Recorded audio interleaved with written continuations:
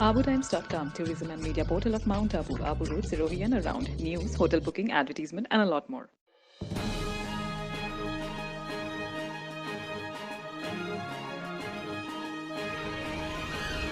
Mount Abu में Bharatiya Janata party का प्रशिक्षण शिविर चल रहा है और उसी के साथ अब हमारे साथ मुताबिक होंगे भाजपा के जिला अध्यक्ष जो कि है नारायण जी पुरोहित एवं महामंत्री।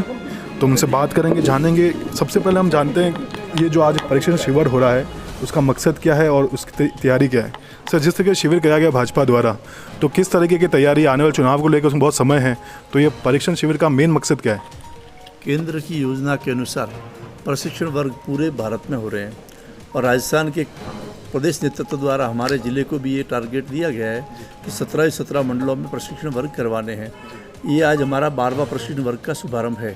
11 प्रशिक्षण वर्ग हो चुके हैं और ये केंद्र की योजना के अनुसार आम व्यक्तियों तक पहुंचने के लिए, आम कार्यकर्ता तक पहुंचने के लिए कार्यकर्ता को प्रशिक्षित किया जाता है कि उनकी जो जन समस्या है, लोगों से बातचीत करने का जो काम है, उनके जनता को सहयोग के लिए उनको प्रशिक्षित करके आने वाले समय की योजना के लिए उनको तैयार किया जाता है। जिस तरीके से हम बात करें, आपने कहा कि आप भाजपा को कहीं ना कहीं स्ट्रांग बनाने की कोशिश कर रहे हैं और अभी जो हमने देखा इस शिविर के अंदर भाजपा की कई उपलब्धियां गिनाई गई अभी हाल ही में, लेकिन क्या जमीनी स्तर पर भाजपा की ऐसी उपलब्धियां, जैसे अगर माउंट की बात करें, आज माउंट आबू में जमीनी स्तर पर भी बहुत कार्य बाकी रहा है।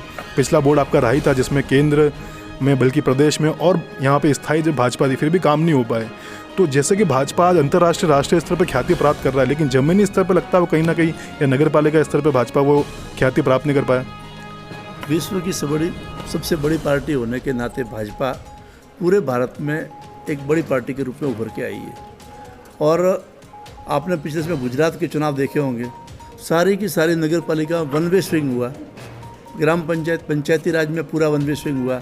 ये विकास का ही मॉडल है और उसी विकास के मॉडल के अनुरूप हम राजस्थान में भी अच्छा काम किए थे, लेकिन जो स्टेट चुनाव हुए उसमें 0.5% के मात्र मार्जिन आता।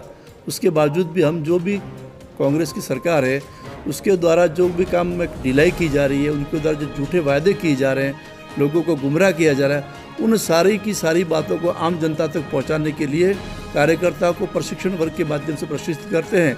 और आने वाली आज 7 तारीख से, मतलब सोमवार से लेकर शनिवार तक हम प्रत्येक एसडीएम मुख्यालय पे इस कांग्रेस सरकार के विरोध में धरना प्रदर्शन करेंगे, किसान बिल के समर्थन में करेंगे और कांग्रेस के जो भ्रष्टाचार है उसके खिलाफ में आंदोलन करेंगे। कांग्रेस द्वारा जो आम लोगों को परेशान किया जा रहा है उसके खिलाफ करेंगे। ये हमारी योजना है और भारतीय जनता पार्टी आम व्यक्तियों के साथ में है। वो ये नहीं देखती है कौन क्या है, पार्टी आम लोगों की सुविधा के लिए लड़ाई लड़ेगी और उसके लिए हम यहाँ नगर पालिका के अंदर आपके आबू बरोद में कार्यक्रम करेंगे और विरोध प्रदर्शन करेंगे।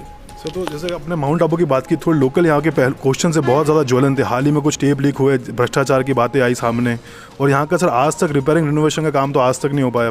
5 साल आपका बोर्ड भी रहा, वो भी सक्षम नहीं हो पाए। जैसे आपने कहा कि परीक्षित करना, वो सब करना, लेकिन कहीं ना कहीं देखा जाए तो मुख्यमंत्री भी अपने यहाँ के कार्य तक नहीं पहुँच पाए और इवन तो 5 साल में एक बार भी उन्होंने विजिट भी नहीं की माउंट आबू में आके, और आज भी जनता परेशान है इस विषय की। क्या जैसे आपने देखा, हमने संयम जी जो है आप कांग्रेस पे इल्ज़ाम लगा रहे हैं, लेकिन वो मजबूती से इस तरीके का जो है हमारा उठा रहे हैं मुद्दा विधानसभा के अंदर, जो पिछली बार देखा नहीं गया है। तो क्या लगता है कहीं ना कहीं माउंट आबू को दरकिनार किया गया है? माउंट आबू को पहले से प्रायोरिटी की है। भारतीय जनता पार्टी सरकार के अंदर जो काम हुए हैं, आपके सीवरेज का जो काम हो रहा है, जो विकास के सारे काम हुए, वो भारतीय जनता पार्टी के समय हुए थे। आपके सालगांव जो डैम है उसकी डीपीआर भी उस समय तैयार, तकनीकी काम भी उसमें हो चुका था, मात्र उसकी स्वीकृति हुई है। तो भारतीय जनता पार्टी ने हमेशा विकास के लिए माउंट आबू को अग्रणी प्रथम प्रायोरिटी पर रखा है और उसमें किसी प्रकार की कोई कमी नहीं आने दी गई है। तो अगर ऐसा था तो फिर मुख्यमंत्री साहिबा आई क्यों नहीं 5 साल में एक बार? देखिए, ऐसा आवश्यक नहीं है कि हर मुख्यमंत्री हर नगर पालिका में पहुँच सके। मानते माउंट आबू राजस्थान का प्रवेश द्वार है, मुकुट है, लेकिन पहले भी वो आ चुकी है और इस पर ऐसा जरूरी नहीं कि हर मुख्यमंत्री हर नगर पालिका में पहुंच सके। सर, अंत में जानना चाहूँगा, जिस तरीके से आज कॉम्पिटिटिव भावनाएं होती है, एक कंपटीशन किसी के बीच में होता है तो परफॉर्मेंस बेटर होती है, तो क्या आपको लगता है कि राजनीति के अंदर भी जैसे नगर पालिका, बेस्ट अध्यक्ष, बेस्ट उपाध्यक्ष, ऐसे कुछ कॉम्पिटिशन्स किए जाए ताकि स्थायी तौर पे नगर पालिका के लोग भी बेहतर काम कर सके, इस सोच में कि हाँ हमारा जैसे कि राष्ट्रीय स्तर पे या फिर प्रदेश स्तर पे हमारा पुरस्कार मिलेगा या ऐसा कुछ कंपटीशन की भावना से एटलीस्ट काम बेटर हो सके, तो किस तरीके से आप और स्ट्रांग हो सके नगर पालिका कार्यकर्ता? नगर पालिका के द बेस्ट के अवार्ड तो चालू है ही है। केंद्र स्तर पे आप जो बस सिटीज़ है उसकी योजना है, नगर पालिका की भी योजना है, तो वो होना चाहिए।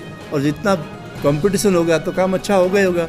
स्वस्थ कंपटीशन होना चाहिए, इसका मैं पक्षधर होना चाहिए। तो जो भी अच्छा काम करे उनको प्रतिशत मिलना चाहिए, उनको प्रोत्साहित भी करना चाहिए। अंत में मीडिया के माध्यम से आपके सभी कार्यकर्ताओं को किस तरीके से आप संदेश देना चाहेंगे इस प्रशिक्षण शिविर के अंतर्गत?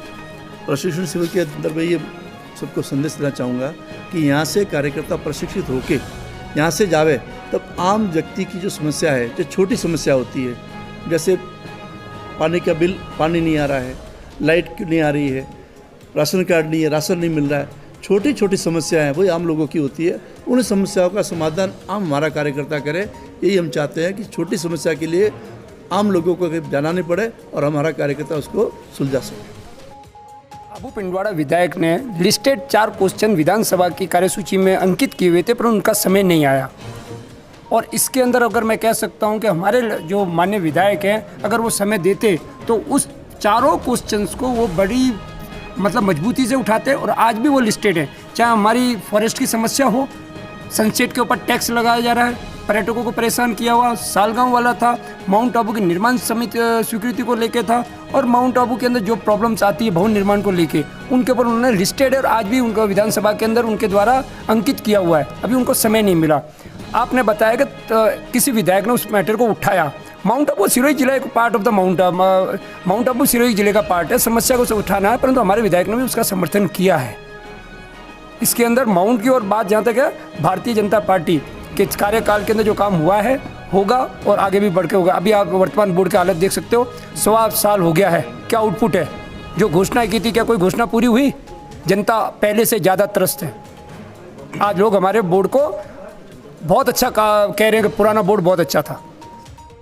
जब बात जमीनी स्तर की होती है तो जमीनी नेता ही उसको सही तरीके से बखूबी बता सकते हैं। जैसे कि हमने प्रश्न किया था अभी नारायण जी से कि राष्ट्रीय अंतर्राष्ट्रीय स्तर पर भारतीय जनता पार्टी नरेंद्र मोदी जी के नेतृत्व में जिस तरीके से ख्याति प्राप्त कर रहा है, मे बी वो सेना हो या किसी भी फील्ड हो, डेफिनेटली वो एक बहुत बड़ा इम्पैक्ट है। लेकिन कहीं ना कहीं अभी भी हम देखें लोकल लेवल पर आज वो इम्प्रूवमेंट्स नहीं है। आज भी इस तरीके से सड़कों में गड्ढे हैं, आज भी लोग परेशान हैं। माउंट आबू की बात करें, सबसे ज्वलंत मुद्दा है यहाँ का रिपेयरिंग रिनोवेशन। कई बोर्ड आए चले गए, लेकिन अभी तक कुछ नहीं हो पाया। हम सुरेश जी जानते हैं, वो पूर्व अध्यक्ष रह चुके हैं, हालांकि उनकी भी कई ऐसी चीज़ें, उनकी विफलताएं भी थी तो उनकी कई सफलताएं भी थी, जो उसको आज भी याद रखा जाता है। सर, क्या कहना चाहेंगे आप उस मुद्दे के ऊपर? जैसा कि अभी आपने कहा था थोड़ी देर पहले, जो क्वेश्चन किया था कि माउंट आबू में यदि भारतीय जनता पार्टी का बोर्ड था तो राजस्थान में भारतीय जनता पार्टी की सरकार थी, केंद्र में भारतीय जनता पार्टी की सरकार थी, और माउंट आबू के लिए कुछ नहीं हुआ। लेकिन मैं आपको बताना चाहूँगा कि रिनोवेशन रिपेयरिंग की जो आपने क्वेश्चन किया था कि रिनोवेशन रिपेयरिंग भी नहीं लोगों की हुई, तो मैं अवगत कराना चाहूँगा 1380 हमने रिनोवेशन रिपेयरिंग की परमिशन दी थी, जो अनेकों भवनों की हमने रिपेयरिंग की परमिशन दी थी। और आज आपको मालूम है कि माउंट आबू में कितनी परमिशन दी है और किन लोगों को मिल रही है या ज़मीनी स्तर के लोगों को मिल रही है। हमारे समय में देखेंगे तो हमने माउंट आबू पे लोगों की छतों में जब पानी आता था, वो बरसात के कारण परेशान होते थे, हमने टीन शेड की परमिशनें दी थी। जब हमने टीन शेड की परमिशनें दी थी तो आप देखेंगे कि माउंट आबू के तमाम घरों के ऊपर हम आरसीसी की परमिशन नहीं दे सके, लेकिन टीन शेड की परमिशन दी। इनका बोर्ड आया, इन्होंने उस पर परमिशन पे भी रोक लगा दी, न टीन शेड की परमिशन दे रहे हैं। और मैं बताना चाहूँगा कि इन्होंने कहा था नगर पालिका चुनाव लड़ने के समय बहुत बड़ा मंच बनाकर कि हम 2 महीने में हमारा बोर्ड बनता है, हमारी सरकार बनती है, तो 2 महीने के अंदर हम टोकन पद्धति को ख़त्म कर देंगे। अब देख रहे हैं आप कि टोकन पद्धति को ख़त्म करना क्या इनके बस का रोग है? लोगों को गुमराह क्यों कर रहे हैं? टोकन पद्धति तो ख़त्म तो करना दूर की बात रही, मतलब ये स्थिति रही कि उनके पर्सनल उन्होंने लोगों को बिठा दिया और वो बोल रहे हैं कि कितनी सामग्री आ रही है, किसकी आ रही है, क्या आ रही है। और लोगों की अब बात करें कि यदि भारतीय जनता पार्टी का बोर्ड था तो इनके भी 1.5 साल हो गए, हमारे पास 5 साल रहे। 5 साल के अंदर नक्की गौरव पथ देखा आपने, राष्ट्रीय ध्वज देखा आपने, उद्यान देखे आपने कि उद्यानों की क्या स्थिति हमने अच्छी कर दी थी, सुंदर कर दी थी। नक्की पे आप झरना देखेंगे, झरना हमने कर दिया था। नक्की झील में फाउंटेन लगाए। आज देख रहे हैं नक्की में काई कितनी जम रही है, कितनी गंदगी हो रही है। देलवाड़ा स्थिति में आप जाएंगे, देलवाड़ा रोड पर, तो ये स्थिति कि दिन में लाइट जलती है और रात को लाइटें बंद होती है। आप देखेंगे कुमारवाड़ा, देलवाड़ा, ढूंढाई रोड, दोपहर को शायद अभी आप देखेंगे तो 4 बजे लाइट चालू होगी और सुबह 5 बजे बंद हो जाएगी। तो ये छोटी छोटी सी बातें, और हमने क्या किया है आकलन करेंगे तो इन्होंने 5 सालों के अंदर सिर्फ जन्मदिन मनाए हैं, इसके अलावा कुछ नहीं। जन्मदिन के बड़े बड़े पोस्टर लगाए हैं, कैलेंडर बनाए हैं, और हमने आप देखेंगे कि आज ये डस्टबिन जगह जगह पे हमने बातें थे, लोग डस्टबिन कचरा भरते थे, हमारा व्हीकल जाता था और उसमें कचरा उठाते थे, हमारी गाड़ी जाती थी कचरा उठाती थी। आज ये स्थिति है कि डंपिंग यार्ड जगह जगह पे डंकिंग यार्ड बने हुए हैं। मैं छोटा सा उदाहरण आपको यह देखना चाहूँगा, आप अपना कैमरा लगाएंगे, ये मैंने बूथ बनाया था, सामने आपको बूथ नज़र आएगा। ये बूथ इसलिए बनाए थे कि हमारे 5 वार्डों की मॉनिटरिंग कर सके इस जगह पे, ये इसलिए लगाए थे। लेकिन ये दारुओं का अड्डा है, ये सामने बोर्ड लग रहा है, ये स्थिति है।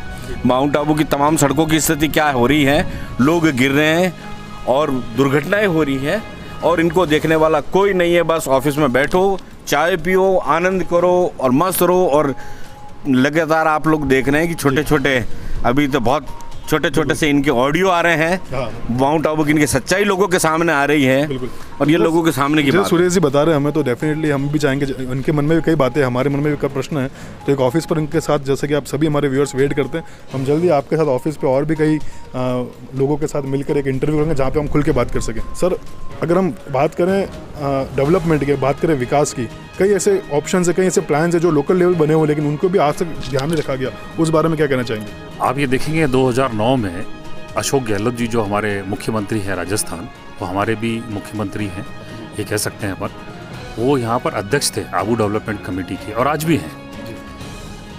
डॉक्टर शर्मा के माध्यम से 415 करोड़ रुपए के प्रोजेक्ट्स बने थे माउंट आबू, टूरिज्म को लेके, इको को लेके, प्लांटेशन को लेके, नक्की को लेके, सब डेवलपमेंट्स को लेके, और बहुत बड़ा जोर शोर से प्रिंसिपल सेक्रेटरी साहब, ये साहब, SDM साहब, कलेक्टर साहब, सब थे, सारे के सारे लोग उसमें इन्वॉल्व थे, बहुत जोर शोर से उठा था।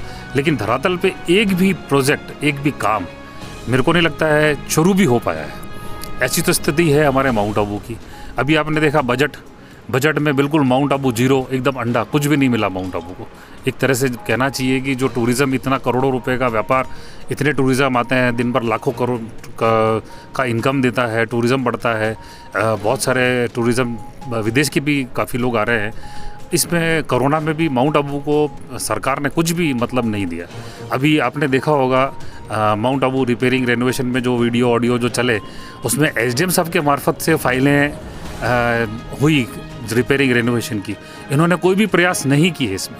जो टोकन पद्धति थी उसमें और लोगों को जोड़ने के, भ्रष्टाचार बढ़ाने वाला कार्यक्रम करने की कोशिश की गई है। SDM साहब ने बड़ी उसके अंदर कोशिश और मेहनत से काफ़ी लोगों को राहत दी, इसमें काफ़ी लोगों को राहत मिली, और मैं सोच रहा हूँ कि उनका कार्य बहुत अच्छे से चला। उन्होंने खुद ने मतलब प्रयास करके एक एक प्रोजेक्ट को अच्छी तरह से लिया। तो इसमें कहना चाहूँगा, जैसे आपको ध्यान हो कि बीच में हमने इंटरव्यू किया तो कहा गया था कि पहले पूरा का पूरा उपखंड स्तर पर डाला गया था कि इसकी वजह से रुक रहा है, और जब उपखंड स्तर पर जब मीडिया कॉन्फ्रेंस में बात हुई, उन्होंने कहा कि नगर पालिका में कितना भ्रष्टाचार है हम आपको जल्दी पता चल जाएगा, और नगर पालिका ने कहा था कि उपखंड स्तर पर कितना भ्रष्टाचार जल्दी पता चलाएगा। हालांकि जिस तरीके से ऑडियो वायरल हुए उसमें नगर पालिका में कितना भ्रष्टाचार है वो तो क्लियर दिख गया, लेकिन उपखंड स्तर पर अभी तक ये लोग साबित नहीं कर पाए जिन्होंने कहा था। तो कहीं ना कहीं ये भी लगता है कि भ्रष्टाचार आरोप होने के बावजूद आज तक इनके जिन नेताओं पर आरोप लगे हैं उस पर कोई कार्रवाई नहीं की गई अभी तक। ये कैसे भी करके SDM साहब के मार्फत जो अभी जो सबको मिल रहा है सामग्री या जो भी को टोकन मिल रहे हैं, उसको उलझाने की कोशिश में लगे हुए हैं, किसी भी तरह कैसा करके उसको बिगाड़ करें, कैसे भी करके, क्योंकि वो एक प्रॉपर वे से चैनल चल रहा है। जो भू माफिया हैं, जिस तरह के उल्टे सीधे कार्य कर रहे थे, उनके सारे कार्य बंद हो चुके हैं, क्योंकि अब वो माउंट आबू में वो सब नहीं कर पा रहे हैं जो वो पहले करते थे। तो जिस तरीके से आपने देखा, हमने पूरा कवरेज दिखाया आपको, यहाँ पे भाजपा का परिशिष्ट शिविर चल रहा है, लेकिन उसके बावजूद नेताओं में कई रोष है। जैसा कि यहाँ पे स्थानीय नेता ने भी कहा कि जिस तरीके से पिछले बोर्ड के अंदर 1380 परमिशन दी गई, तो हाल में तो इवन दो चेयरमैन को भी इस पार्टी में इन्वॉल्व करके इसको और ज़्यादा टिपिकल करने की कोशिश की जा रही है। हम जल्दी एक अच्छा इंटरव्यू करेंगे आबू टाइम्स ऑफिस के ऊपर, जहाँ पर हम भाजपा के एवं कांग्रेस के नेताओं से, हमने नारायण जी से भी कई बार कहा है ऑफिस में आके इंटरव्यू के लिए, हालांकि वो समय नहीं दे रहे हैं। एक बार हम फिर मुझसे कोशिश करेंगे, नहीं तो फिर जो भी उपलब्ध नेता आता है उनसे बात करके आपके सामने सभी की बात सामने रखेंगे। Download the Abu Times app now. Available on Play Store. Will be soon releasing on App Store. Stay connected with Mount Abu with Abu Times app.